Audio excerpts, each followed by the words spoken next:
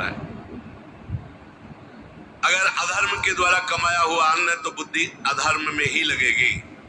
यदि भोजन पकाते समय, रसोई रांधते समय आप विकारात्मक चिंतन कर रहे हैं तो कोई भी प्रसाद पाए उसके अंदर विकार जागृत हो जाएगा। अन्न का बहुत बड़ा प्रभाव पड़ता है। एक बार पूज्य पादुड़िया बाबा जी महाराज अपने परिकर के साथ भ्रमण में थे तो किसी बड़े धनी मानी ने निमंत्रण दिया, महाराज आज यहीं रुको। तो बाबा ने कहा हम लोग गांव के अंदर नहीं रुकते, तो बाहर कोई वृक्षों का समुदाय जंगल जैसा, तो उसमें वहां रुके, पर भोजन उनकी तरफ से भोजन सबने पाया। जब सुबह हुआ तो महात्मा जन, साधक जन एक दूसरे की तरफ देखे और बोले आज तो हमको बड़ा दोष हुआ, गंदा स्वप्न आया और हमारा संयम बिगड़ गया।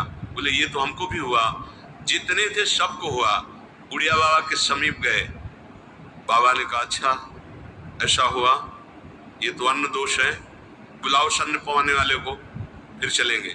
बुलाया और बाबा ने कहा बिल्कुल सत्य बोलना, नहीं तो आप जानते हो इतने महात्माओं के संयम को आपने भ्रष्ट कर दिया, सत्य बोलना क्या बात थी। उनका महाराज संतान नहीं हो रही थी, सुना था आप बहुत सिद्ध महापुरुष हैं तो आपके परिकर को इसीलिए पवाया, अंदर काम भाव था, ये हमारे कामना थी कि संतान उत्पन्न हो, वैसे चिंतन करते हुए बनाया ऐसे। बोले सबका संयम नष्ट कर दिया।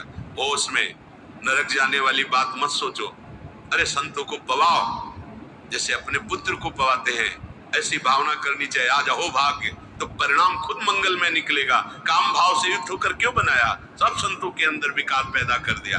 अन्न का प्रभाव पड़ता है, हम जैसा अन्न पाते हैं वैसा। कई बार सुनाया है सिद्ध महापुरुष पूज्य प्रातः स्मरण श्री बलराम दास जी महाराज झाड़ू मंडल के, यमुना के पावन तट पर ही है, रास मंडल के पास ही, वो अपने एक लता के नीचे बैठे हुए भगवत